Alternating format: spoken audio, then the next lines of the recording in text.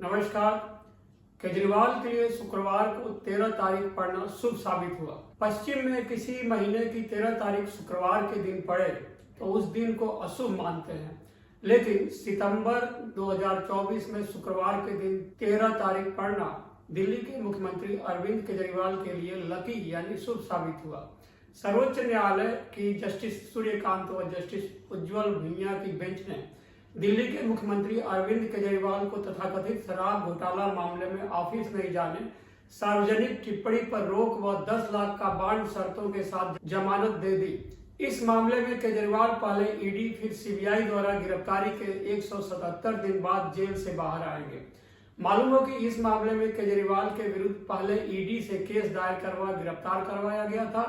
ED मामले में केजरीवाल को सुप्रीम कोर्ट से 12 जुलाई को जमानत मिल चुकी है। उस केस में जमानत का फैसला सुनाए जाने के पहले उनके विरुद्ध सीबीआई से केस दायर करवा दिया गया ताकि ईडी मामले में जमानत मिलने के बाद भी केजरीवाल जेल से बाहर नहीं आने पाए। ऐसा ही हुआ। सीबीआई ने केजरीवाल को 26 जून 2024 को गिरफ्तार किया था। सीबीआई द्वारा अपनी गिरफ्तारी को अवैध बताते हुए केजरीवाल ने जमानत याचिका लगाई।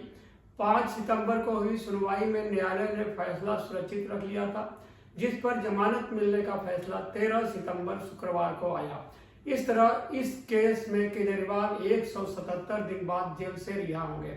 अब वह हरियाणा में हो रहे विधानसभा चुनाव में अपनी पार्टी आम आदमी पार्टी का प्रचार करेंगे, कांग्रेस का वोट काटेंगे, जिसका लाभ भाजपा को होने की संभावना है। मालूम हो कि इसी तथाकथित शराब घोटाला मामले में दिल्ली के पूर्व उप मुख्यमंत्री मनीष सिसोदिया को सुप्रीम कोर्ट ने इसी तरह से जमानत दी थी। मनीष सिसोदिया को सीबीआई ने बीते वर्ष 26 फरवरी को गिरफ्तार किया था। उसके बाद मार्च 9 को ईडी ने भी उसी मामले में उन्हें अरेस्ट किया।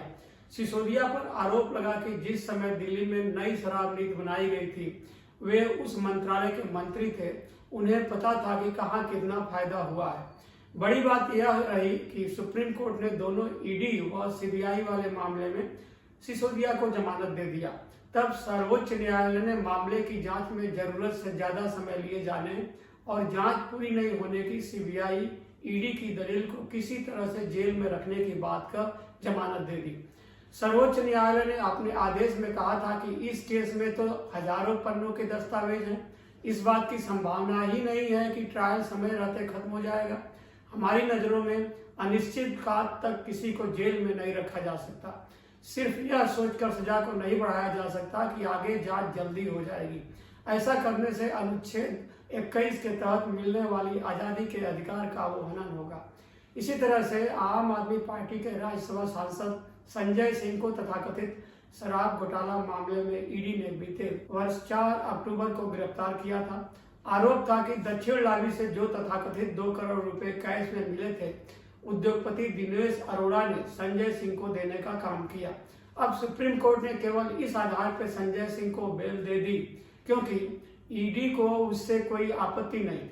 न्यायालय ने उस मामले में लेकर ज्यादा टिप्पणी नहीं की। इस तथाकथित शराब घोटाला मामले में टीडीपी नेता कविता को इस वर्ष 15 मार्च को ईडी ने गिरफ्तार किया था।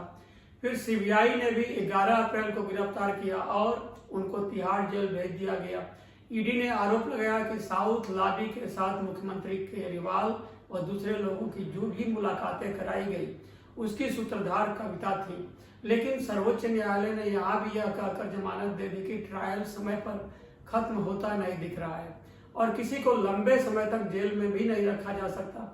सर्वोच्च न्यायालय ने यहाँ तक कहा था कि हाईकोर्ट के सिंगल जज ने सेक्शन 45(1) की पूरी तरह गलत व्याख्या की थी। उनको ऐसा लगा कि पीएमएलए मामलों में सिर्फ उन महिलाओं को जमानत दी जा सकती है जो वल्नरेबल हों, लेकिन सुप्रीम कोर्ट मानता है कि हाईकोर्ट ने उस कानून को ठीक तरह से नहीं समझा और उनके पुराने आदेशों पर भी गौर नहीं किया। इसी तथाकथित शराब घोटाले मामले में सीबीआई ने विजय नायर को 2 साल पहले सितंबर गिरफ्तार किया था। नायर को फिर ईडी ने भी 30 नवंबर 2023 को गिरफ्तार किया। आरोप था कि साउथ लाबी ने नायर को कथित रूप से 90 से 100 करोड़ रुपए मिले थे।